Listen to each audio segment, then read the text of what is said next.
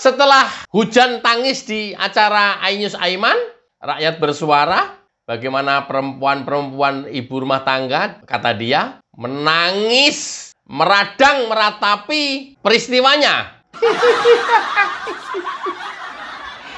Yang semula garang, mencaci maki, menghina, memfitnah, mengadu domba, terus-terusan menyerang. Hari itu kiamat bagi mereka.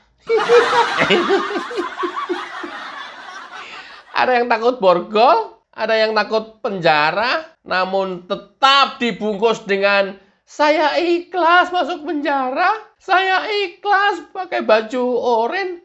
Bukan masalah pakai baju oranye. Masuk penjaranya ini loh, 12 tahun.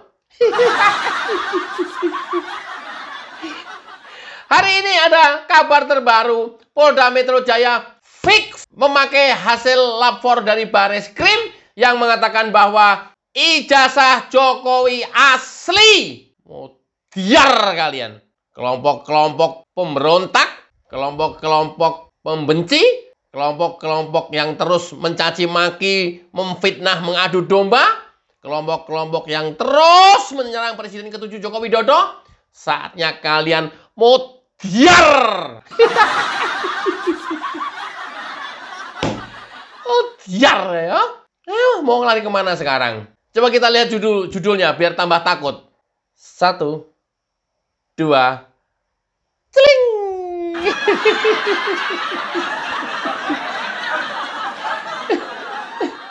Biar kan?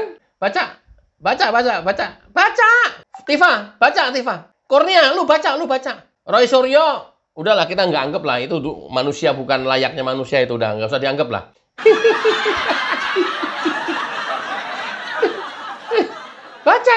Baca. Polda Metro Jaya pakai hasil penyelidikan lapor Bareskrim Polri untuk menangani laporan Presiden ke-7 Joko Widodo, pencemaran baik, Undang-Undang KUHP, dan Undang-Undang ITE. Mati ya. Biar kau sekarang ya. Apa itu? Hasil lapor Bareskrim Polri sudah diumumkan bahwa ijazah Presiden ke-7 Joko Widodo asli. Sekali lagi, ijazah Jokowi asli. Nah, berdasarkan hasil lapor Mabes Polri inilah kemudian dipakai untuk rujukan menindaklanjuti laporan Jokowi atas pelanggaran Undang-Undang KUHP dan Undang-Undang ITE. Kapan, Gri? Minggu depan. Lama banget. Ya, sabar. Karena Polda Metro ini sedang bekerja mengumpulkan alat bukti dan saksi-saksi lainnya supaya cermat dan ketika P21 tidak lagi dikembalikan untuk melengkapi berkas atau ada berkas yang kurang. Tunggu aja, tenang. Enggak, Gri, takutnya nanti malah buyar. Enggak, itu pasti, Gri, pasti. Keren kali, Gri. Lu kayak penyidik aja, Gri. Loh, masyarakat kan harus memframing, memastikan supaya terbentuk opini masyarakat bahwa pasti masuk penjara. Itu pula yang dilakukan oleh mereka. Ya, memframing terus bahwa ijazah Jokowi palsu dan Jokowi harus diseret ke penjara. Kan itu framingnya. Kenapa kemudian kita nggak menyatakan hal yang sama dengan tegas? Itulah. Keren, Gri. Keren. Udah. Nih, ada lagi framing. Dia selalu nggak masalah. Pencemaran nama baik, KUHP pasal 310 dan 311 nggak masalah. Ternyata dia milih pasal.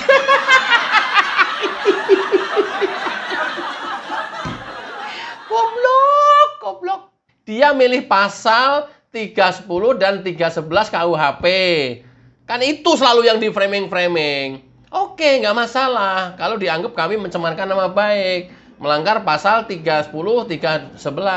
Kenapa dia milih pasal itu? Ya, ntar gue jelasin. Dan dia memframing terus bahwa disusupkan pasal Undang-Undang ITE Yang berkali-kali Roy selalu bilang itu yang buat saya, katanya. Keren kali. Lu yang membuat, lu yang menggali lubang, sekarang lu juga yang dikubur di lubang tersebut yang lu bikin. Modiar kau Roy. Mati kau Roy. Ayo. Masuk ke lubang kubur sendiri yang kalian gali. Sok-sokan kan kalian, itu yang buat saya kok. Peruntukannya bukan untuk itu. Apapun. Mesti tafsir. Tergantung nanti hakim yang memutuskan. Apa itu? Pasal 27A. Ini ngeri ini. Makanya mereka menolak ini. Katanya pasal penyusupan atau disusupkan pasal-pasal lain. Hati-hati ya teman-teman ya. Musuh orang-orang begundal kayak begini, hati-hati. Ini para begundal ini nih, harus hati-hati kita. Ya, terhadap omongan dia, menyerap omongan dia harus hati-hati. Berkali-kali kan dia framing bahwa ada penyusupan pasal 27A, Undang-Undang ITE, pasal 32, Undang-Undang ITE, dan pasal 35, Undang-Undang ITE. Apa Gri itu, Gri? Ngiri itu pokoknya.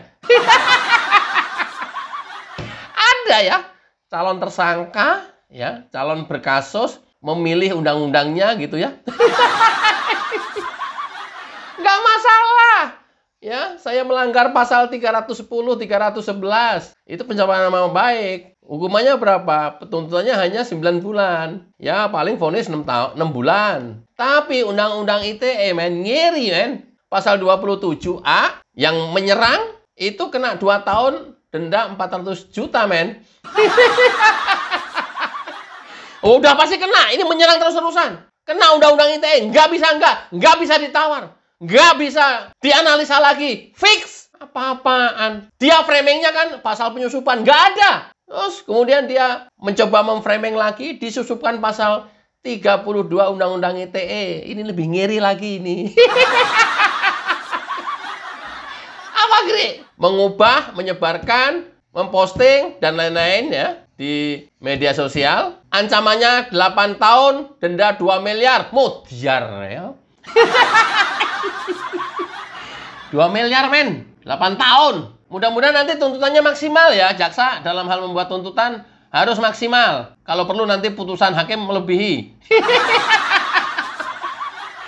Biar Indonesia ini aman untuk membangun. Biar Indonesia ini aman, tidak hiruk-pikuk setiap hari memikirkan masalah-masalah yang receh, yang sebenarnya tidak perlu terjadi dan ini menguras pikiran dan tenaga, menguras waktu. Harusnya nggak terjadi, tapi dasar manusia-manusia begundal, dia nggak mikirkan masyarakat, dia nggak memikirkan negara, dia memikirkan ambisi pribadi dan dia memikirkan kebenciannya, tetap mereka lakukan. Ada lagi dituduh katanya menyusupkan pasal 35 Undang-Undang ITE. Apa, Gri? Ini adalah penghasutan, manipulasi, dan lain-lain yang dilakukan oleh mereka terhadap Presiden Jokowi. Ancamannya 12 tahun dan denda 12 M. Mudah-mudahan ini ya, jaksa penuntut umum, penyidik, dari awal kan ini yang dicantumkan pasal dugaan tindak pidananya ya 35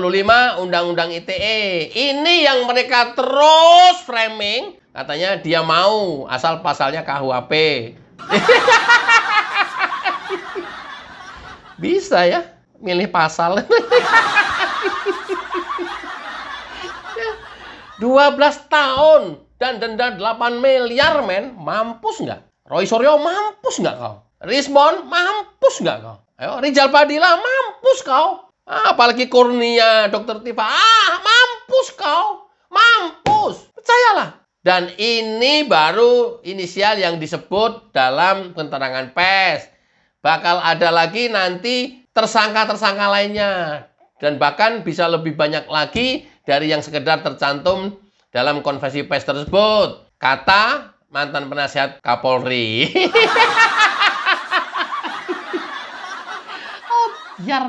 Tapi ya memang dari awal seperti itu. Karena apa? Yang dilaporkan oleh Pak Jokowi itu peristiwanya, bukan orangnya. Ngerti nggak maksudnya? Ya, Pak Jokowi melaporkan saya itu di gini loh. Ya, sama siapa? Ya udah nggak tahu. Silahkan mencari sendiri. Tak ubahnya analoginya begini. Saya datang ke kepolisian, ke Polda Metro Jaya. Saya lapor kehilangan mobil Pencurinya ada nggak? Nggak ketahuan. Siapa? Nggak tahu.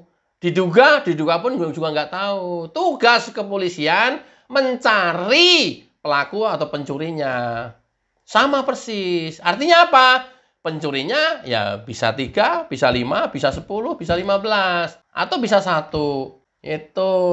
Sama, tahuannya seperti itu. Pak Jokowi melaporkan peristiwanya.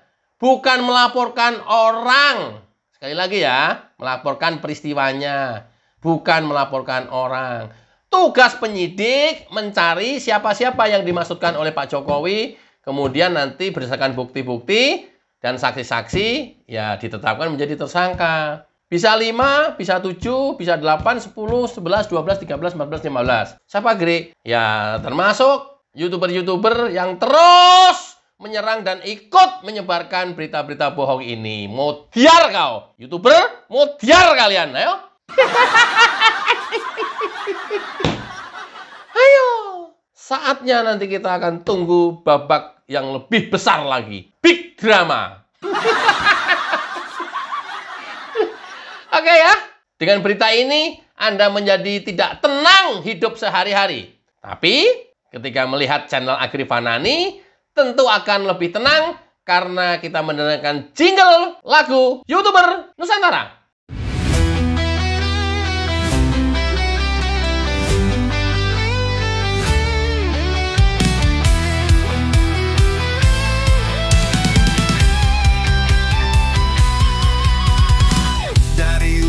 Sampai ke timur, suara jujur kini bergema. Bukan cuma cari viewer, tapi kebenaran yang utama. Opung Parbelat kasih fakta, Agrifanani pun semua nyata. Vicky Himpong jangan lupa, Blacker Majenang pencipta lagunya. Kami adalah YouTuber Nusantara, bersatu untuk lawan hoax bersamaan. Tak gentar terus berkabar untuk bangsa demi masa depan Indonesia. Banyuwangi official ayo maju, AR Mahmud Ilmu, Farm Project Sirait Media, kebenaran selalu juaranya. Rainaldo Bastanto bicara tegas, Rainaldi SB tak pernah lepas. Wantobe kreatif penuh ide cerdas, karena update info paling jelas. Bukan sensasi, bukan tipu daya, kami berdiri untuk berita nyata. Rakyat butuh cahaya, dan kamilah yang pertama. Oh, kami adalah YouTuber Nusantara, bersatu untuk lawan hoax bersamaan. Tak gentar terus berkabar untuk bangsa demi masa depan Indonesia. Bersama rakyat kita kuat, saring dulu sebelum sebar. Cinta damai benci hoax, kami YouTuber cinta Indonesia.